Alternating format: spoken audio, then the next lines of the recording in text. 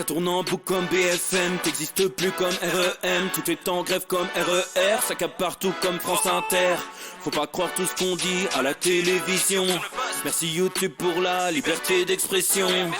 C'est la vérité absolue, de l'info et de l'actu. Si t'as un doute sur le contenu, check les sources ou le nombre de vues. C'est la vérité absolue, de l'info et de l'actu. Si t'as un doute sur le contenu, check les sources ou le nombre de vues. Calme-toi Dimitri, la force tranquille, ça tape dans le mille. De midi à minuit, dégomme les mensonges comme des quilles. Depuis qu'il y a des séances publiques, je veux plus au cirque mais à l'hémicycle. Scandale politique et médiatique, pour rien rater il faut que tu cliques. Mec c'est Rémi, le meilleur du pire en ligne de mire. Aucun parti pris, que des avis bien réfléchis. J'suis encore bourré comme un Polac, donc j'pensais voir Laurent Ournac. J'crois que j'suis toujours à côté de la plaque, mais en politique j'sais qui est le crack. Ouais j'sais qui est le crack. Juste milieu. J'crois que j'sais qui est le crack.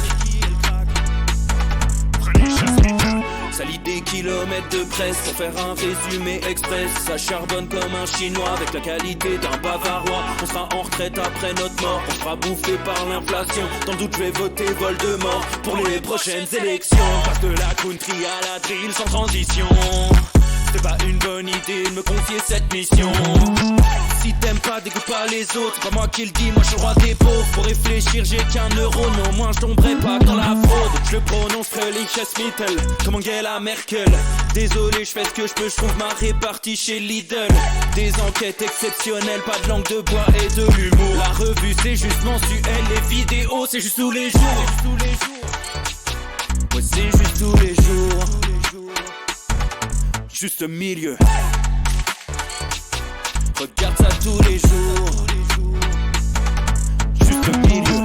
Désolé pour mon manque de répartie. Je sais même pas ce que je débite.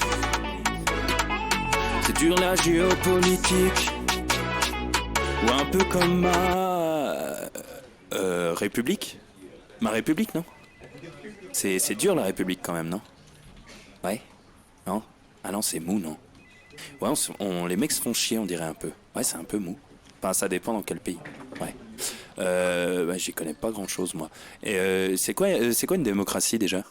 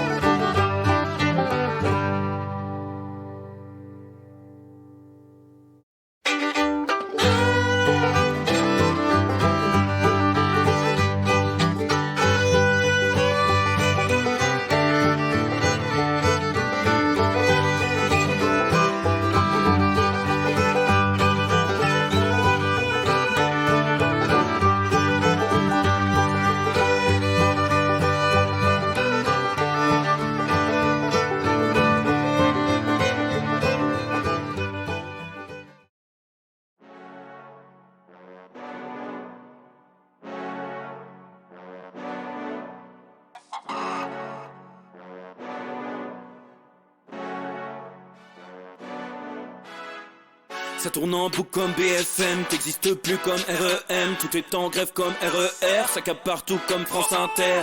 Faut pas croire tout ce qu'on dit à la télévision. Merci YouTube pour la liberté d'expression.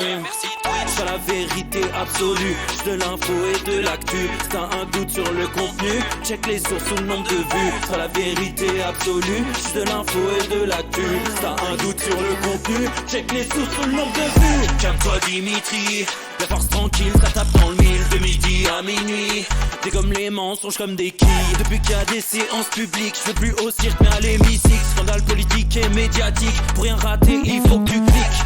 Mec c'est Rémi, le meilleur du pire en ligne de mire. aucun parti pris, que des avis bien réfléchis. J'ai encore bourré comme un Polac, donc je pensais voir Laurent Ournac. Je crois que je suis toujours à côté de la plaque, mais en politique je sais qui est le crack. Ouais, je sais qui est le crack. Juste milieu.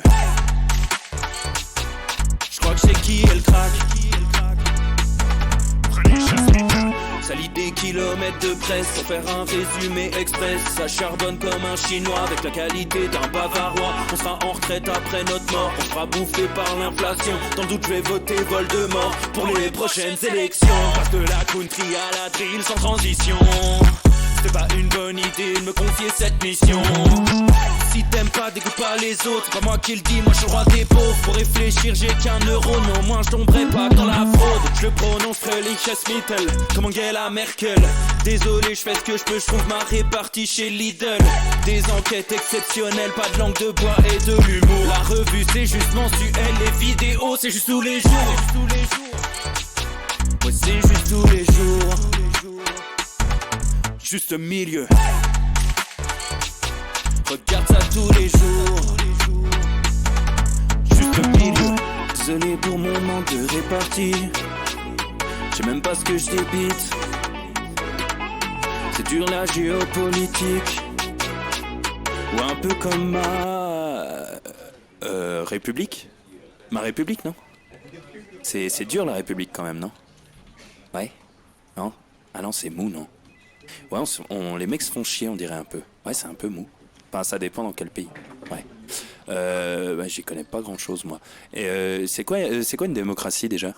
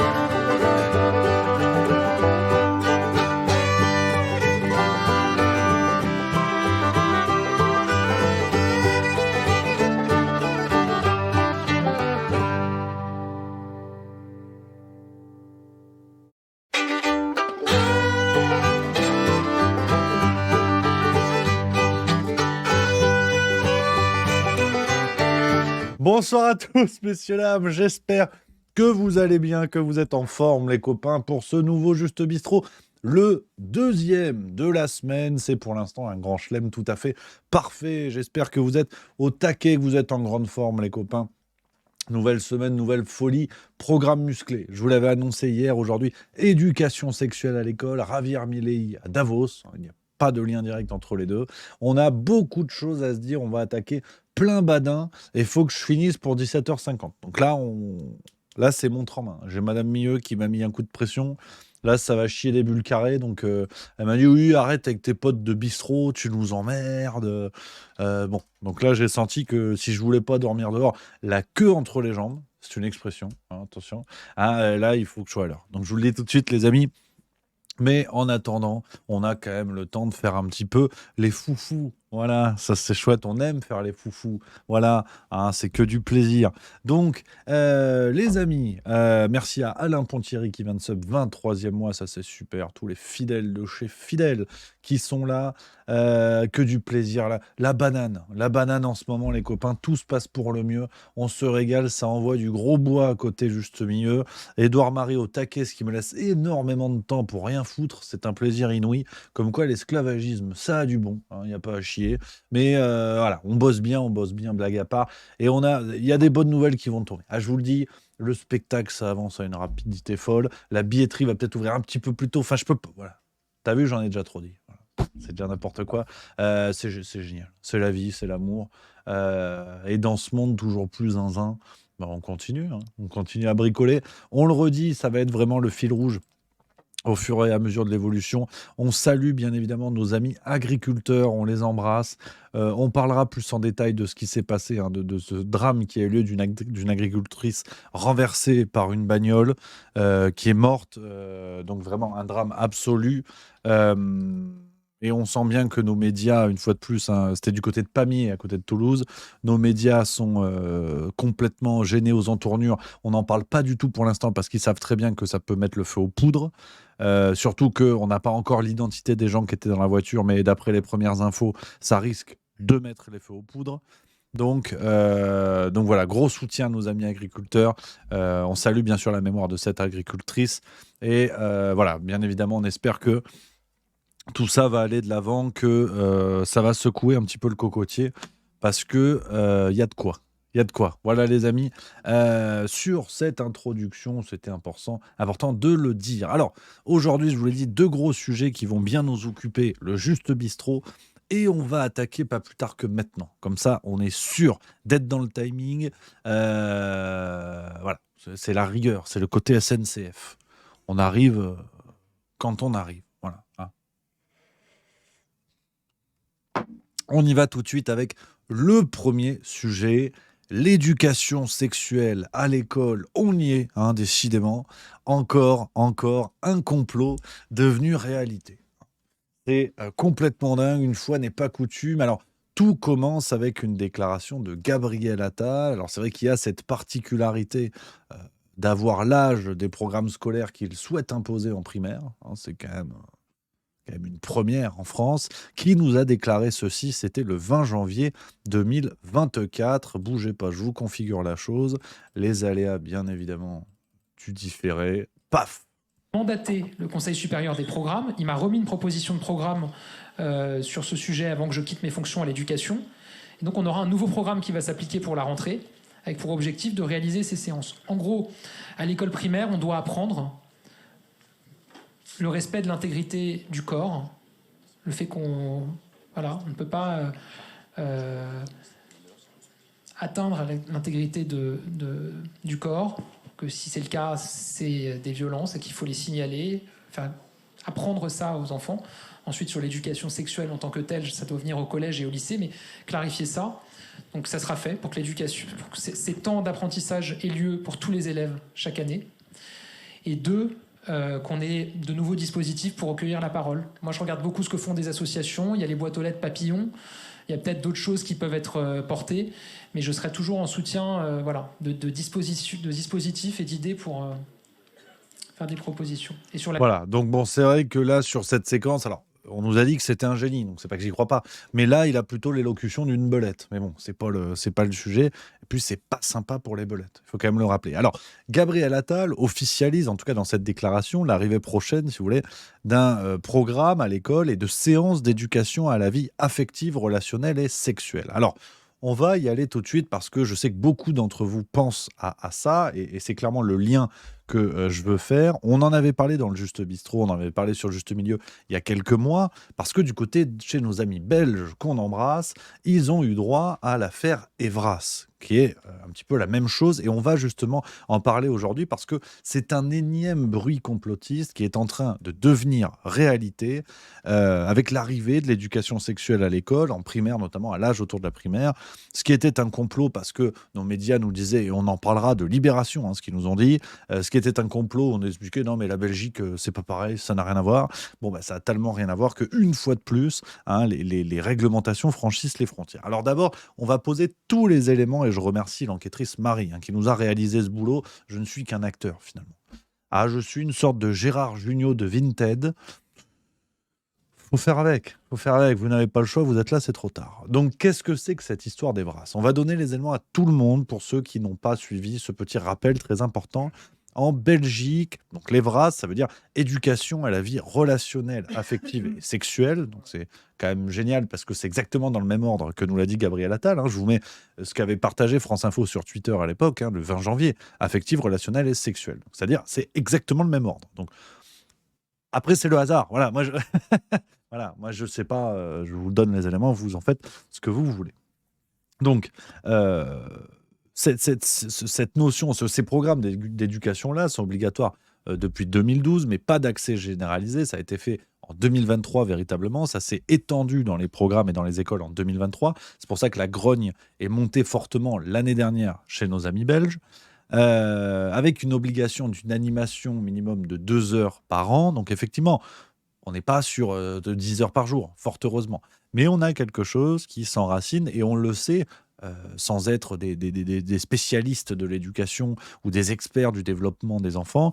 On sait qu'à cet âge-là, on a une porosité aux connaissances et surtout à ces questions-là qui peuvent vraiment façonner les individus. Alors, il faut reconnaître, et c'est important, hein, que ce programme Evras n'est pas juste apprendre la levrette aux gosses, qu'on soit clair. Il faut aussi tordre le cou à certaines idées reçues. Il y a de ce pan-là, on y viendra en détail, mais il y a aussi des choses positives. Et c'est là d'ailleurs tout l'aspect malsain. Rappelez-vous, on avait dans une précédente vidéo parlé du site onsexprime.fr sur Juste Milieu, où on voyait un site qui parlait d'accompagnement psychologique, de sentiments amoureux, de sentiments amicaux, de rejet à l'école. Tout cela est noyé dans de très bonnes choses, il faut le dire. Et le site On s'exprime, il y avait ces très bonnes choses, et il y avait également des espèces d'origami de petits bonhommes en carton qui étaient en train de mimer des positions relations sexuelles, des positions sexuelles, de rapports anal, vaginaux ou buccaux, rappelez-vous. Donc, tout le problème est là, c'est l'aspect malsain, et que finalement, cette volonté d'éducation sexuelle est noyée dans des choses très importantes. Donc, par exemple, du côté d'Evras en Belgique, il y a des choses très bien, par exemple, concernant les émotions. Je cite, les émotions, l'amitié, le pardon, le deuil, le respect des autres, savoir dire non, connaître ses limites. Vous avez, par exemple, un exemple de vidéo qui explique un petit peu voilà, des contenus éducatifs sur le genre de support qu'on peut trouver, quoi. La plupart des gens veulent du bien aux enfants. Ils les protègent, les aident à bien grandir et à être heureux. Malheureusement, certaines personnes sont dangereuses pour eux. Elles ne se comportent pas comme elles devraient et font des choses interdites. Vous voyez le genre de support, si vous voulez, pédagogique que ça peut présenter. Donc, on a des choses sur les dangers d'Internet, par exemple, des choses intéressantes. Il faut vraiment être au clair là-dessus. Alors, on continue sur les thèmes qui sont abordés en fonction des tranches d'âge. Donc, entre 3 et 5 ans, par exemple, sont les parties du corps, l'intimité, les émotions. 5-8 ans, les différences, le consentement. À 8 ans, quand même. 9-11 ans, différence entre l'amitié et l'amour, la pudeur, la puberté. 12-14 ans, les stéréotypes, la contraception, les relations amoureuses. 15-18 ans, l'identité, l'orientation sexuelle. Alors, on voit déjà que ça se corse. La notion de consentement à 8 ans, bon, après, je vous lis ce qui est écrit dans le truc. Vous en faites ce que vous voulez. Après, on peut se promener pour vous faire la démonstration en direct. On peut se promener directement sur le site. Le site d'Evras, le site officiel, si vous voulez, où vous avez les ressources. Vous pouvez naviguer un petit peu sur le bazar avec ses contenus pédagogiques. Donc, je vais vous montrer quelques exemples. Vous avez des outils, vous avez des renvois vers différents autres sites. Vous avez pas mal de choses, finalement, la campagne de médias, vous avez toutes les ressources, en fait, qu'on peut trouver sur ce site-là, avec l'Evras à l'école et les informations, si vous voulez, que je vous donnais là. C'est quand même moins bien fait que le site français. Alors, Cocorico, je ne sais pas, parce que vu le domaine, je ne sais pas, mais c'est quand même un peu moins bien foutu, mais bon, c'est comme ça. Donc,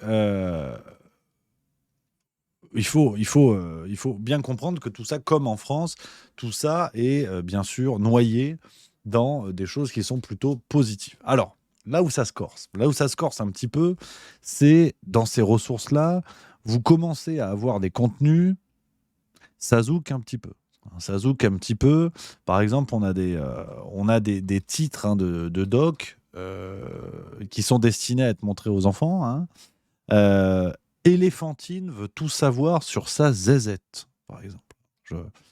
Tu vois, regarde, c'est là, tu as des titres, tu vois. Renardo veut tout savoir sur son zizi.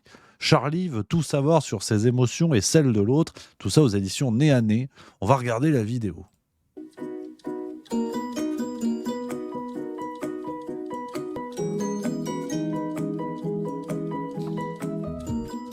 Nos livres pour enfants à partir de 5-6 ans, conçus pour être des outils ludiques, pédagogiques, préventifs et interactifs sur les sujets de la sexualité et du consentement. Dans nos histoires, par le biais d'une scène tirée du quotidien, L'enfant se confie à l'adulte. L'adulte lui répond en toute simplicité, avec tendresse, poésie, amour et complicité. Nos personnages sont représentés sous la forme d'animaux de différentes familles, dans une idée de métissage et de phénomènes pluriels et universels. Les schémas et les définitions en fin de livre sont là pour aider l'enfant à comprendre et développer ce qui est raconté dans l'histoire. Alors, tu vois, sur les définitions, faut quand même regarder un petit peu le truc. Faut quand même un petit peu le truc. Tu vois, les définitions, tu vois, les définitions de plaisir, de choses comme ça. Bon, c'est dans le guide, c'est officiel, donc faut apprendre ça. Pour connaître tout sur votre zézette, faut lire tout ça. Avec le livre de Charlie, on peut aborder les émotions et les notions de respect de soi et de l'autre au travers d'émoticônes. Parler des émotions, des humeurs, des sensations, des envies et non-envies, qui peuvent changer d'un jour à l'autre, va aider l'enfant à les entendre et à les respecter, chez lui et chez l'autre. Le livre est conçu également afin d'aider l'enfant à comprendre et identifier la situation de consentement et celle du non-consentement, et dans ce cas, de l'encourager à en parler à un ou une adulte de confiance, voire d'appeler à l'aide auprès d'organismes référencés en fin de livre. Avec les livres d'Éléphantine et de Renardo, on peut expliquer à l'enfant son anatomie sexuée. J'avais cherché un tel livre lorsque ma fille était petite, et je n'ai trouvé que des livres qui expliquaient de façon erronée sa sexualité. Le clitoris était totalement absent, et la sexualité qui était expliquée était celle de l'adulte pour avoir des bébés. Pour moi, cela ne concernait pas la découverte que l'enfant a de son propre corps. Bon, vous avez compris la logique, on va pas se mettre tout le truc parce que c'est vrai que c'est assez malaisant, assez cringe, comme disent les jeunes. Et le problème, c'est que quand vous voyez ça, vous vous dites, bon, effectivement, ça va, tu vois, ça va. Mais on va avoir petit à petit des choses qui se corsent. Sur le site, le texte d'accompagnement qui est juste à côté des fameux livres, on nous dit ces ouvrages mettent en avant le côté positif de la sexualité et du plaisir, ainsi que l'attention à ses propres émotions et celles de l'autre pour les enfants de 5-6 ans. Donc, là encore, c'est exactement le constat qu'on avait fait sur le site On s'exprime côté français. Les tranches d'âge sont assez floues, on ne sait pas à qui ça s'adresse, tout est en même temps sur le même site, c'est globalement le bordel, mais avec ces bons sentiments de on explique, c'est très important. Sauf que la notion de consentement à partir de 5-8 ans, 5-6 ans, bon, c'est assez compliqué. Et puis, comme d'habitude, ça c'est le site officiel, vous doutez bien qu'on ne peut pas mettre des dingueries. Il y a l'application sur le terrain. Et l'application sur le terrain, un reportage à la TV avait exposé des choses qui montrent la réalité sur le terrain. Et c'est là que vous allez peut-être commencer à vous énerver un petit peu.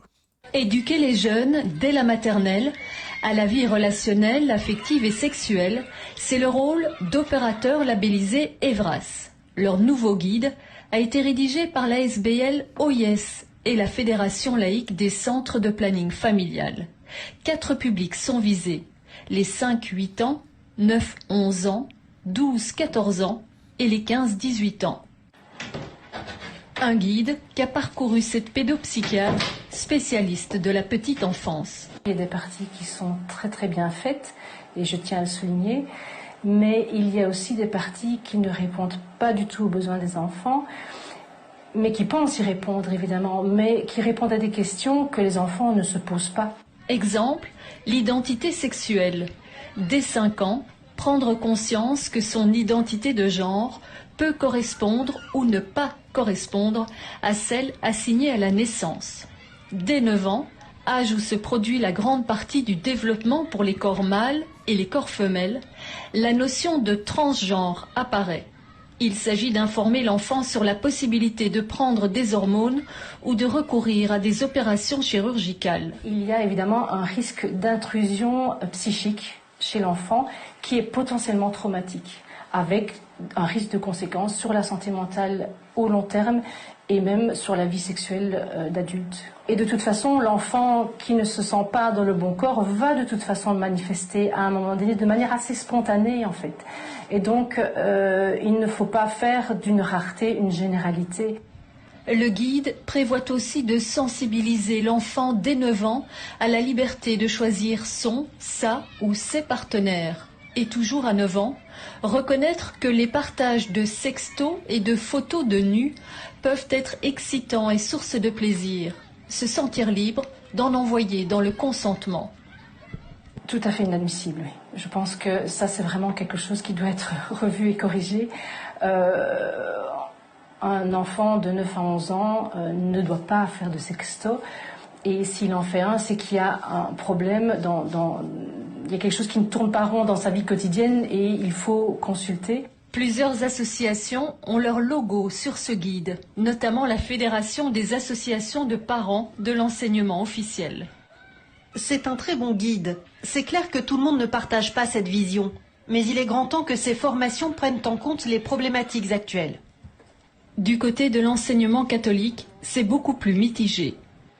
Quelques éléments peuvent poser des questions sur la réelle adéquation entre les contenus et les besoins des enfants en fonction des tranches d'âge.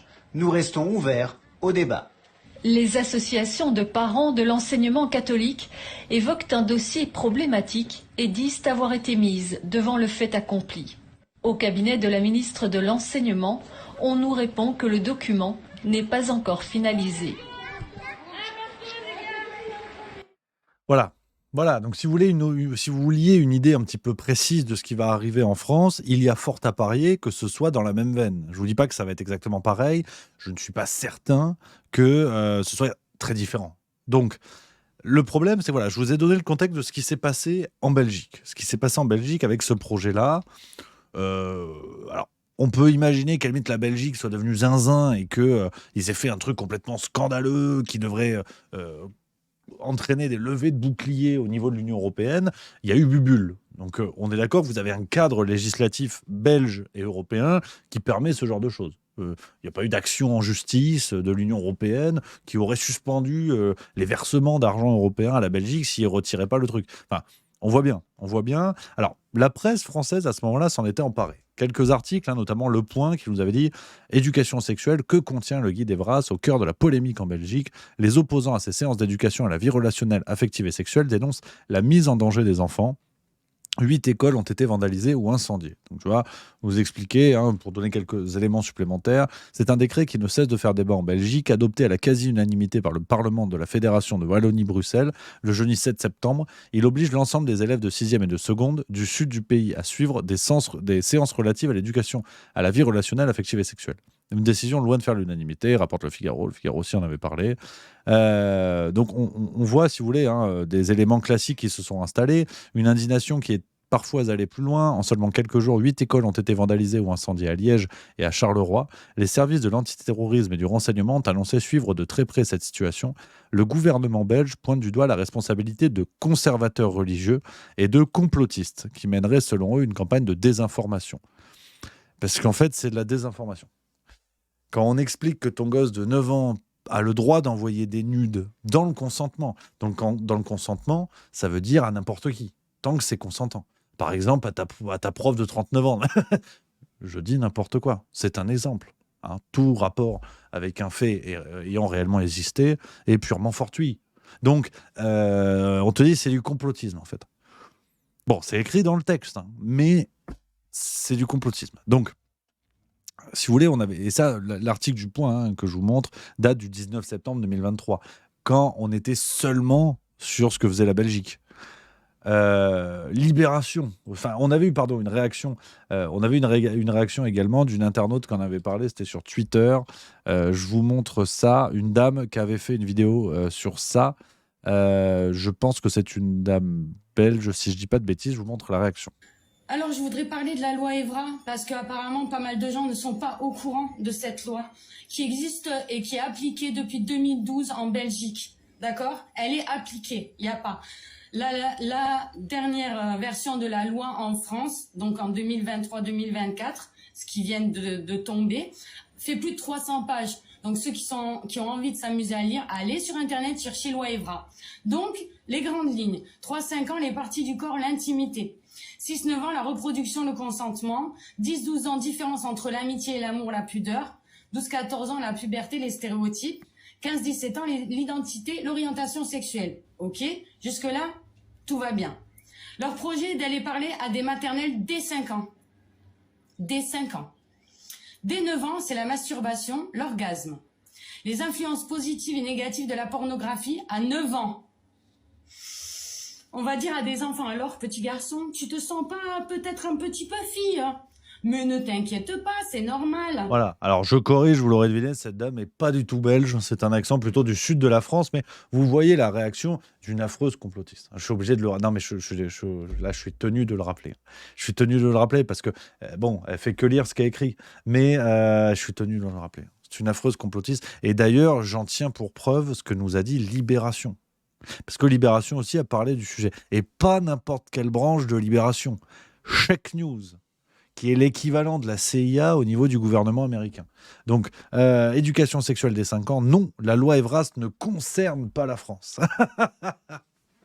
Voilà ce que nous disait Libération, ça c'était le 16 septembre 2023. Donc, c'est fou parce que, une fois de plus, là, il y a des gens qui se disent, tiens, quand même, la loi Evras avec relations affectives et sexuelles, enfin, relationnelles, affectives et sexuelles, ça concerne tellement pas la France que quand Gabriel Attal en parle, il utilise les mots exactement dans le même ordre. Et je veux bien croire au hasard. Hein. Je veux dire, la nature m'a fabriqué cette gueule. À un moment donné, il y a un hasard. Celui qui fait les réglages, il s'est paumé. Donc, mais c'est le hasard. Et Libération nous l'avait dit en septembre 2023. Parce que tu avais des complotistes qui commençaient à lire la loi belge. On leur disait non, ça n'a absolument rien à voir. Vous êtes maboule ou quoi? Et Libération nous l'a dit, tu vois. Et ils te corrigent un petit peu le truc. Hein. Voilà, ils reprennent la réaction de la dame, hein, d'ailleurs, que je viens de vous montrer. Regardez, il y a le lien hein, ici, Nadou G, qu'on salue. Et donc, qui lit la loi, qui lit le texte. Et en fait, Libération nous explique que c'est pas exactement ça, en fait. C'est pas exactement ça. Donc, ils rapportent avant tout hein, incendie et dégradation. Hein. Ils te le disent, hein, association de malfaiteurs, incendie criminel. Voilà, faut faire attention. Enfin, c'est pas bien. C'est les fake news. La France pas épargnée par les fake news. Donc ils te le disent. Hein. Ils te disent, nos confrères de la RTBF ont examiné ce guide afin de vérifier ces affirmations. Il apparaît que les indications au sujet de la masturbation ne relèvent pas du groupe des 5-8 ans, mais des groupes de 9, 11 ans et 12-14 ans. Voilà, ça c'est du complotisme. Parce qu'en fait, les gens se sont trompés de classe d'âge. C'est pas 5-8, c'est 9-11 ans. Ah. Eh oui, parce que la pratique de la masturbation volontaire commence dès cette tranche d'âge, selon le planning familial belge. L'objectif de cet apprentissage vise à ce qu'un adolescent, à 5 ans, puisse être à l'écoute de ses besoins et de ses envies sexuelles et comprendre que la masturbation est une pratique normale, qu'importe le genre. Donc déjà, pour Libération, un adolescent, c'est à partir de 9 ans. Ne discute pas. T'as envie d'être complotiste ou t'as pas envie d'être complotiste? Un adolescent, il a 9 ans, point. C'est comme ça. Donc, ils te le disent, tu vois. Concernant la pornographie, il n'est pas question, d'après ce guide, de montrer des images pornographiques aux enfants, mais de discuter de cette thématique avec les mineurs. L'objectif étant qu'ils apprennent à identifier une image inappropriée, mais aussi à réfléchir au fait qu'elle véhicule des normes irréalistes et qu'ils puissent questionner les représentations de la sexualité. Le guide espère ainsi que les adolescents exposés à la pornographie, de leur propre volonté ou non, puissent aborder ces contenus avec un esprit critique quant aux normes et valeurs qu'ils véhiculent. Voilà. Non, mais il faut revenir là-dessus, parce que toi, tu regardes un porno, teub à la main, tu n'as pas compris. Un porno, ça se regarde avec de l'esprit critique. Est-ce que la levrette est claquée ou pas? C'est ça, le truc. Et c'est là où Libération, ils font du fact-checking. C'est qu'ils te disent, on va enseigner la masturbation, oui, mais pas à 5-8 ans, à 9 ans. Vous n'avez pas honte de transmettre des fake news? Tu vois? Et après, ils te disent, le truc du porno, le problème, c'est pas tant que l'enfant regarde. Ils te le disent, tu vois. Hein, le but du guide, c'est pas de montrer des images, quand même, on n'est pas con. Hein. L'objectif est qu'ils apprennent à identifier une image appropriée. C'est-à-dire que tu n'es même pas dans la prévention où tu vas dire aux gosses, surtout n'allez pas voir le porno, c'est pas bien. Ils peuvent y aller, mais avec un esprit critique. Est-ce qu'on est bien au niveau de la faciale ou pas? C'est ça, le truc. Et Libération nous le redit, parce que les gens, comme ça, s'énervent, en disant il n'est pas normal qu'on nous parle esprit critique et pornographie à l'école. Mais si, en fait. C'est comme ça qu'on apprécie le bon porno, avec un esprit critique. Et voilà, et c'est ça qui est important. Et après, ils te disent Libération, parce que c'est un chef-d'œuvre, une fois de plus. Si la loi Evras n'a donc rien à voir avec la France, un document équivalent existe déjà dans notre pays. Il s'agit du guide pratique accompagnement à la vie relationnelle, affective et sexuelle, qui est accessible sur le site du ministère de l'Éducation nationale et de la jeunesse. Il y a également fait mention de plusieurs catégories d'âge, moins de 6, 6 à 10, 10 à 15 et 15 à 18, qui peuvent être confrontés à ces thématiques. Les questions liées à la pornographie et à la masturbation sont aussi évoquées avec des cas de figure à destination des animateurs, éducateurs sportifs ou formateurs qui vont traiter les questions liées à la sexualité des enfants et des adolescents. Donc en fait, Libération te dit c'est doublement du mensonge parce que ça existe déjà. Mais oui, arrêtez de vous plaindre. Vous faites une fake news en disant ça va arriver en France. C'est une fake news parce que c'est déjà en France. Et là, ils sont forts, Libération. Parce que, tu vois, moi, je pensais que le fact-checking, c'était de vérifier des fausses informations, factuellement fausses. C'était pas de prouver qu'elles sont fausses pour des histoires de chronologie, tu vois. Et ils te disent, et le guide du gouvernement, c'est ça, tu vois. Lutte contre les violences sexistes et sexuelles, campagne de sensibilisation. Apparemment, bon, t'as un guide. Ils t'ont mis le lien, donc tu vois, t'as un guide. Voilà, apparemment, c'est OK. Hein. Voilà, ça, il est là, le guide. Tiens, on va le découvrir. C'est le gouvernement. Hein. C'est officiel. Hein. Je le connais pas, ce guide. Hein, donc, je le découvre avec vous, les amis. Hein. Je le découvre avec vous. Donc, on est pas mal. Il y a des pages. Hein. Ça a l'air très long. Hein. 140 pages, le guide, quand même. Hein. Alors, c'est à destination des professionnels. Hein. Donc, moi, n'étant pas professionnel, et comme je viens de découvrir qu'il faut regarder la pornographie avec un œil critique, je risque de pas comprendre. Hein. Tu vois. Et ils te disent, hein, t'as des fiches, en fait. Développement psychosexuel, stéréotype, égalité, filles-garçons, sexisme, coming out, se faire outer, relations amoureuses, rapports sexuels, préservatif, rapport non ou mal protégé, grossesse, masturbation. Ouais, c'est bien. Exposition et consommation de la pornographie. Pourquoi pas, hein. Pourquoi pas. On va aller voir cette page, tu vois. Page 91. On va voir ce qu'ils nous disent concernant le porno. Est-ce qu'il faut un esprit critique ou pas? Tu vois, bon, alors tu as des exemples. Hein. Ils te disent informer les jeunes. Ouais. Les pistes pour agir dans le cadre d'échanges, amener les jeunes à décrypter et à analyser les images pornographiques. Ah oui, c'est comme en France. C'est comme en Belgique. Il faut analyser. Décoder avec eux les rôles énormes. Préjugés, rôles sexuels, stéréotypes, corps imberbes, violences infligées, etc. Attribués aux femmes et aux hommes. Non représentatifs de la réalité. Ah bon? Ah bon. Ah donc oui, c'est intéressant parce qu'en fait, ouais, c'est le problème de la pornographie. Il faut décoder. Il faut décoder. Toi, je savais pas moi. Ah ouais. Non, mais on en apprend tous les jours. Hein. On en apprend tous les jours. Donc, les amis, tout ce que je voulais vous dire par rapport à ça, on va pas de toute façon passer des heures et des heures. Vous avez compris l'escroquerie de ce qui se passe, qui, comme nous dit Libération, effectivement, c'est mensonger de dire que la loi Evras arrive en France parce qu'elle est déjà là. Et voilà ce qui nous attend. Nos amis belges nous offrent l'exemple de ce qui va se passer. Et on en avait déjà parlé sur Juste Milieu. Et pour conclure cette séquence, on a fait accepter aux parents beaucoup de choses dans des domaines qui n'ont rien à voir. C'est bien sûr le masque au moment du Covid pour une maladie qui concernait très peu, voire pas les jeunes, les enfants. Il y a des parents qui ont fait porter le masque à leurs gosses, qui les ont vaccinés. Ça aussi, c'est une question de rapport au corps. Hein. Mon corps, mon choix. Quand on vaccine un enfant de 9 ans, de 14 ans, dans les collèges-lycées où on a dit qu'il fallait l'autorisation des parents, mais on sait très bien, article de presse à l'appui, que des écoles ont fait des campagnes de vaccination sans forcément l'accord tacite des parents à chaque fois, enfin l'accord pour le coup, l'accord clair des parents à chaque fois. Bah, mon corps, mon choix, oui, il y a une vraie réflexion. Donc, cette loi Evras, où, je le redis, tout n'est pas acheté. Enfin, la loi Evras, qui en France s'appellera peut-être autrement, et Libération viendra nous dire, vous avez vu les affreuses fake news de gens qui ont dit que c'était loi Evras, alors que ça s'appelle loi tout dans ton fiac. Enfin, tu vois, voilà, peut-être que Libération viendra nous expliquer qu'à ce moment-là, on s'est trompé. Mais soyons clairs. Aujourd'hui, il en va de la responsabilité des parents de refuser ce qui se passe. Effectivement, brûler des écoles me semble être une connerie, mais qu'il y ait un véritable mouvement citoyen, un mouvement populaire, de dire, pour tout ce qui est masturbation, on va le faire nous-mêmes. Parce qu'en fait, il y a un truc qui s'appelle l'éducation. L'éducation, notamment l'éducation sexuelle. Puis après, tu as l'école. Hein, peut-être c'est mieux de savoir lire Tintin avant de savoir se branler, pour dire les choses autrement. Tu vois, j'en tousse parce que quand je dis des banalités, mon cerveau a l'impression d'être Bruno Le Maire et je tousse. je tousse. Et tu vois, ouais. Donc c'est vrai que c'est assez redoutable d'en arriver à ce genre de banalité, mais on va surveiller ça de près, les amis. En tout cas, je voulais vous en parler aujourd'hui. On va bien sûr en reparler, vous vous en doutez, dans le Juste Bistrot et sur Juste Milieu. Waouh, j'ai un chat dans la gorge. Tiens. Je sais pas ce que j'ai. C'est peut-être une mort en direct. Je suis Molière. À côté de la canine. Deuxième séquence. Deuxième séquence, on est dans les temps, 17h20, les amis. On voulait regarder ça ensemble, vous le savez.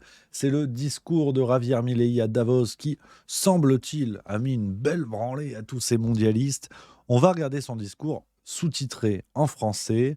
Il fait 23 minutes, on va voir ce qu'on regarde parce que je sais déjà ce que je vais vous dire pour avoir vu des passages de la déclaration. En tout cas, Javier Milei, donc nouveau président de l'Argentine, on le sait, qui déboule à Davos et qui apparemment a bien été méchant avec eux. On va voir ce qu'on va voir, on en débat, on en reparle dans quelques minutes. Et il n'y a pas le son. Si, il y a le son, c'est bon.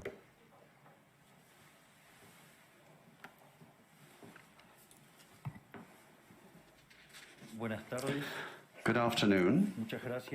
Thank you very much. Today, I'm here to tell you that the Western world is in danger. And it is endangered because those who are supposed to have to defend the values of the West are co-opted by a vision of the world that inexorably leads to socialism and thereby to poverty.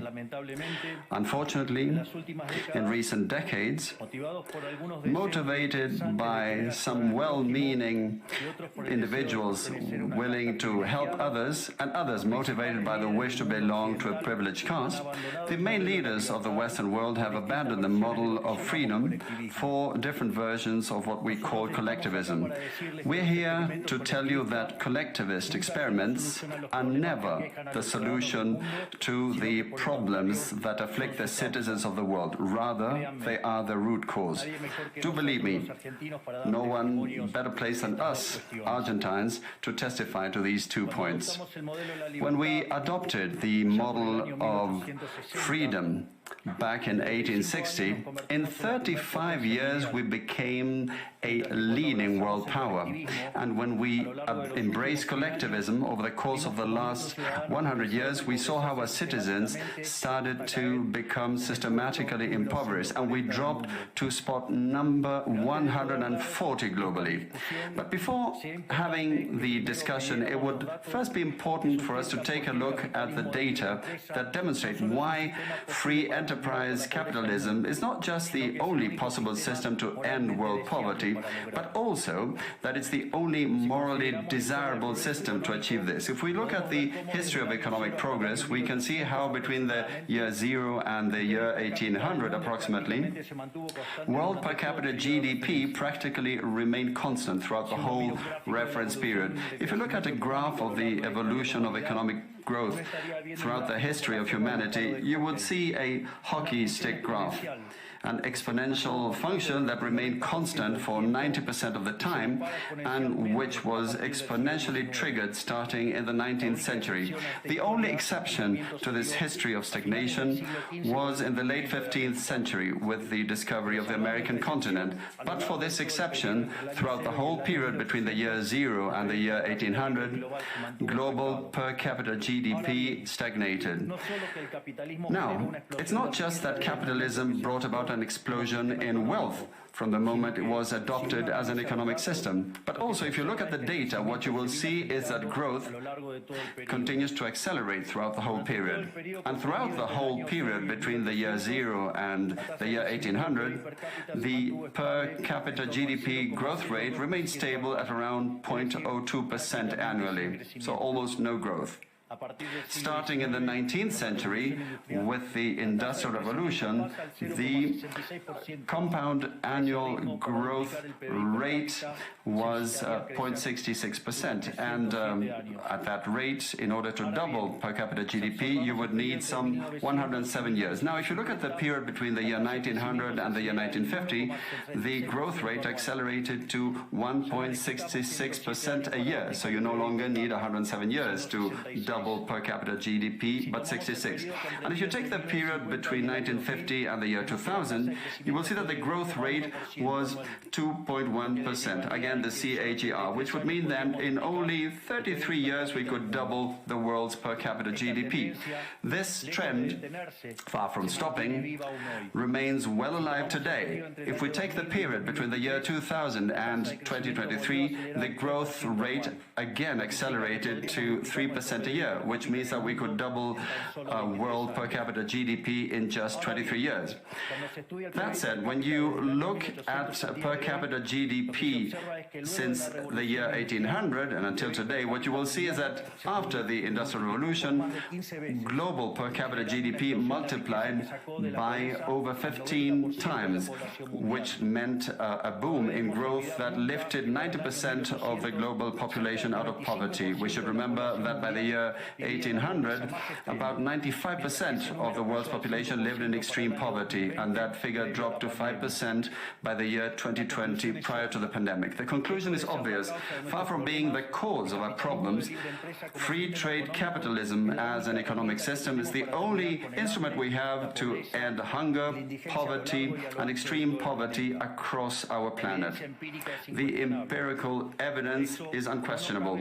Therefore, since there is no doubt that free enterprise capitalism is superior in productive terms, the left-wing doxa has attacked capitalism, alleging matters of morality, saying, that's what the detractors claim, that it's unjust. They say that capitalism is evil because it's individualistic, and that collectivism is good because it's altruistic, of course, with the money of others. So they therefore advocate for social justice.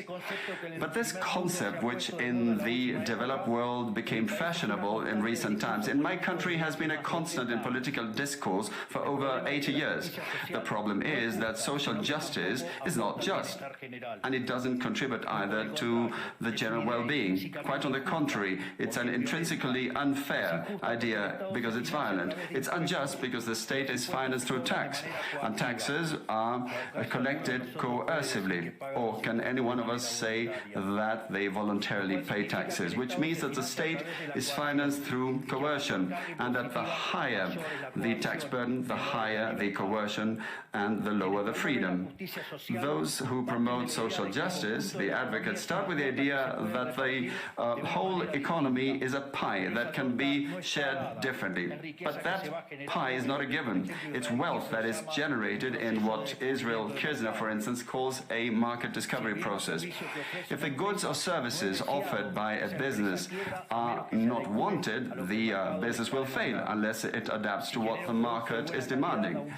If they make a good quality product at an attractive price, they will do well and produce more. So the market is a discovery process in which the capitalists will find the right path as they move forward. But Bon, je voulais vous montrer le début pour des raisons que vous avez devinées. Alors, si vous voulez, on peut se farcir la suite. Hein. Dites-moi oui ou non, comme d'hab dans le chat en majuscule, les amis. Hein.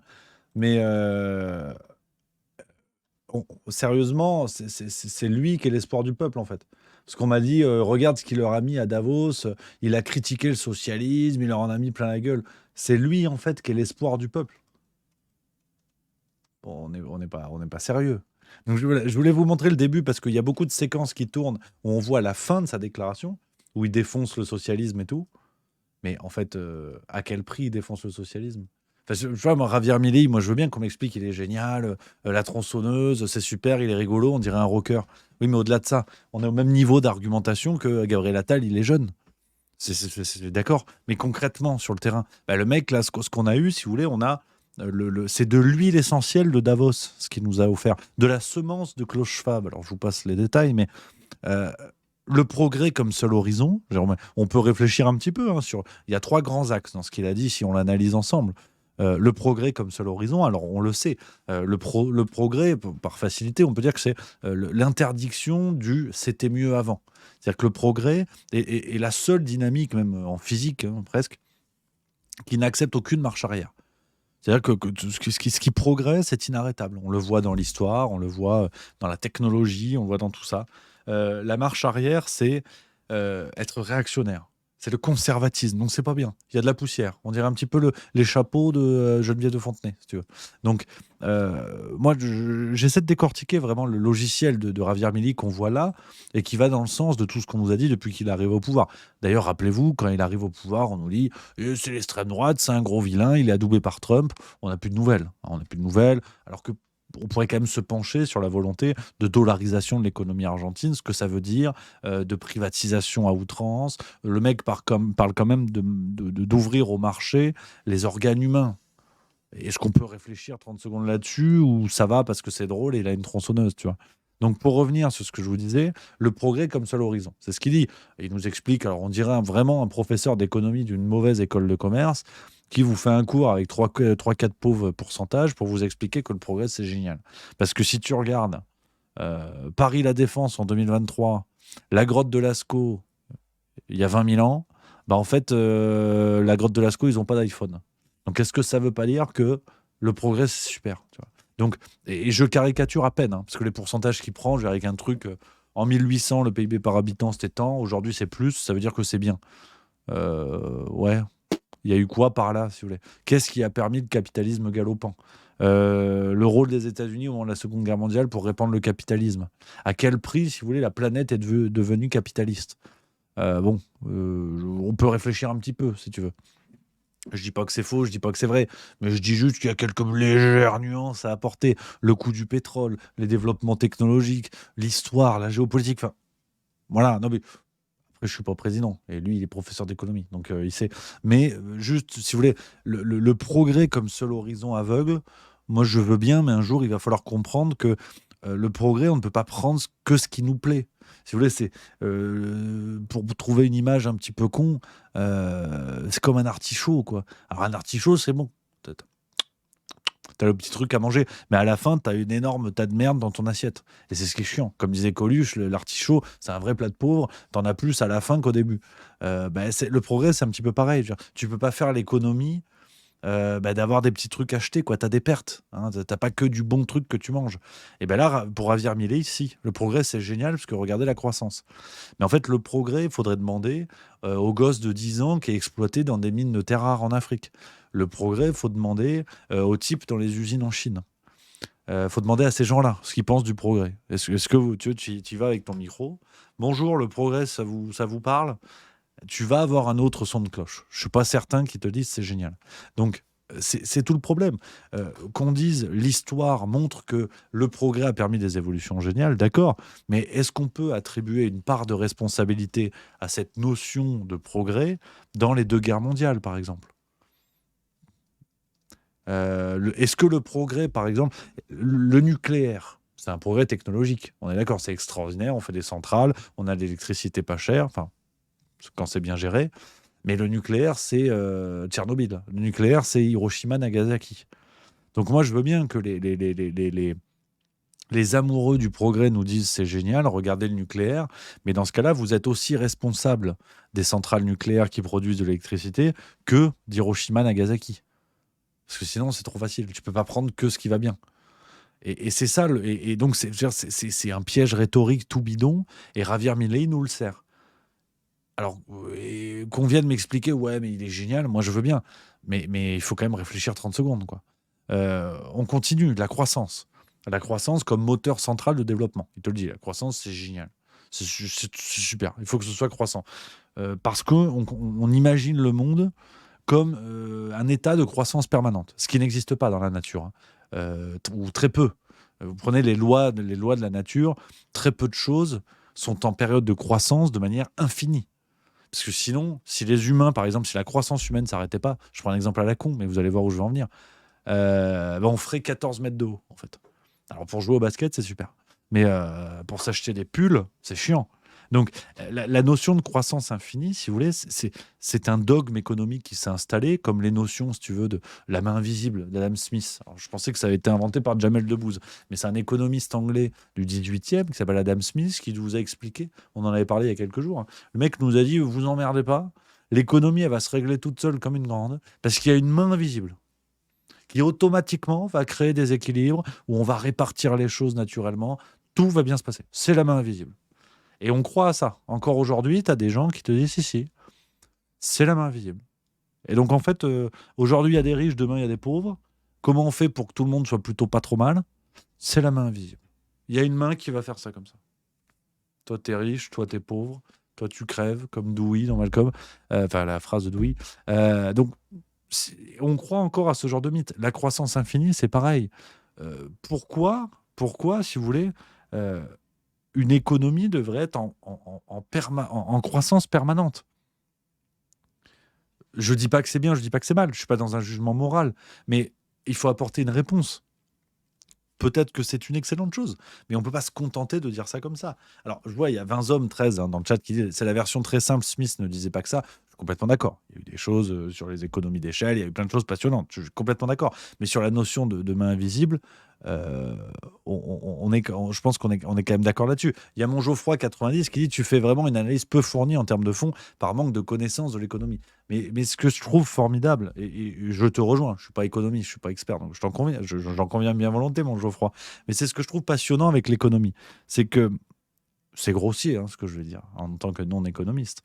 Mais pour la petite parenthèse, ce que je trouve passionnant, c'est que l'économie, c'est un petit peu comme l'astrologie. C'est qu'il y a toujours des gens qui savent mieux que toi. Or, on est face à une économie où, si on avait trouvé la recette magique, c'est-à-dire si les économistes de métier étaient aussi bons que... comment dire? Si les certitudes des économistes étaient aussi solides, on n'en serait pas là à débattre tous les ans de quelle stratégie mettre en place, quelle école économique, l'école autrichienne, l'école keynésienne. On voit bien qu'on a une succession de gens à travers les siècles qui se sont plantés. En sciences, je sais pas, tu trouves le Doliprane contre la migraine, on est à peu près sûr que ça fonctionne. Tous les 10 ans, t'as pas un nouveau mec qui déboule en disant non, mais là j'ai une nouvelle formule du Doliprane, là on est sûr. Puis avec des gens qui ont mal à la tête pendant des siècles. C'est un peu con ce que je vous dis. Mais sur l'économie, moi j'aimerais quand même qu'on reconnaisse une chose, c'est que c'est une belle façon d'enculer les mouches. Parce que pendant que des gens font des tests avec on va tester ça, un peu plus de libéralisme, un peu plus de machin, mais vous savez, c'est compliqué. Là, vous le résumez d'une façon quand même, vous n'avez pas les connaissances. Oui, d'accord. Mais est-ce que les résultats de ceux qui ont les connaissances sont à la hauteur? Sandrine Rousseau, si tu veux, elle est prof d'économie. Là, j'abuse. Mais c'est vrai, factuellement, elle est prof d'économie. Et la meuf peut te sortir des dingueries en t'expliquant que la baisse de la natalité, il n'y a aucun problème. Alors, qu'on soit bien d'accord, je ne dis pas qu'il n'y a aucune loi vérifiée dans le temps en économie. C'est pas ce que je dis. Mais le procès en méconnaissance de l'économie, je l'assume bien volontiers, c'est pas mon taf. Mais il s'agirait quand même que l'économie cesse d'être une science obscure que personne ne maîtrise et on va expliquer aux pauvres paysans, aux pauvres gueux que laissez faire ceux qui connaissent, mais c'est marrant parce que c'est toujours les mêmes qui payent. Donc là, pour le coup, je fais du populisme bien volontiers, je fais de la démagogie bien volontiers. Mais que plus ça va, plus l'économie politique avance, mais toujours en piochant dans le même portefeuille. C'est un truc très con, j'en conviens, c'est de la démagogie pur jus. Mais si demain, les décisions économiques impactées par volonté politique, d'abord les couches aisées, c'est-à-dire que on décidait des grandes orientations politiques en disant on va d'abord piocher dans les gros portefeuilles, sur les grosses fortunes, pour financer les idées qu'on a sur notre cahier des charges économiques. Est-ce que vous pensez sincèrement qu'il y aura autant d'erreurs? C'est de la démagogie de fou. Alors là, j'en conviens volontiers. Mais qu'on réponde à ça. Parce que se planter dans l'économie en disant la stratégie était pas bonne, moi je veux bien, mais c'est toujours les mêmes qui trinquent. Mon Geoffroy, tu me donnes un message dans le chat que je lis volontiers. Le capitalisme n'est pas le problème, mais bien par les mauvais hommes qui le dominent sans aucune morale. Le célèbre capitalisme de connivence, si bien décrit par Charles Gave, pour un capitalisme sain, il faut des hommes bons et sensés. L'exemple de l'obsolescence programmée, le concept de main invisible est possible avec des hommes bons, pas avec ceux qui ont le pouvoir depuis plusieurs centaines d'années. Pareil, mais faudrait qu'on en papote un jour avec grand plaisir. Mais déjà, pour moi, lier économie et morale, c'est comme lier sodomie et chasteté. Tu vas rarement trouver un terrain d'entente. L'économie n'a pas vocation à être morale. C'est absurde. C'est absurde parce que déjà, la morale en philosophie est une notion sur laquelle on se bagarre depuis 2000 ans. Donc c'est pas, si tu veux, Javier Milei et Thomas Piketty qui vont venir régler l'affaire. Donc, déjà, je ne suis pas d'accord avec ça. Pour moi, c'est un énième piège que d'estimer que l'économie a vocation à être morale. Je suis pas d'accord. Mon Geoffroy 90, tu dis l'économie est naturelle depuis la nuit des temps. Mais de quelle économie on parle? Entre capitalisme et je crois que c'était chez les Sumères où ils écrivaient sur des tables en argile, si je dis pas de conneries. C'était aussi de l'économie. Je suis pas certain qu'on soit sur les mêmes échelles de valeur. Non, mais ce serait un débat intéressant. On va, mon Geoffroy, si ça t'intéresse, on peut se faire ça demain ou jeudi. On se le fait en Discord et on discute de ça avec plaisir. Je serais ravi d'avoir cette discussion avec toi. Parce que peut-être je dis des conneries, et sûrement d'ailleurs, donc ce serait chouette que tu puisses nous éclairer. Si ça t'intéresse, on prend le rendez-vous, on peut se faire ça jeudi. Jeudi, on se le fait sur Discord, eh ben avec plaisir, c'est magnifique. Il a dit oui, mon Geoffroy. Je me le note dans mon script, jeudi, parce que demain, c'est pas sûr. Peut-être que je serai pas là pour le Juste Bistrot, je vous tiens au courant. Mais je me note, jeudi, c'est économie avec Geoffroy 90. Voilà, bim. Impeccable, c'est noté, et ce sera passionnant, on pourra en papoter, et on pourra éclairer un petit peu tout ça, et débattre sur cette notion-là. En plus, ça fait longtemps qu'on n'a pas fait Discord, c'est magnifique, mon Geoffroy, merci à toi. Donc, on suspend les débats, l'Assemblée suspend les débats, on reprendra jeudi sur ce thème, économie et morale. Alors là, c'est clairement, je veux dire, c'est l'Académie française. On peut pas mieux. Hein.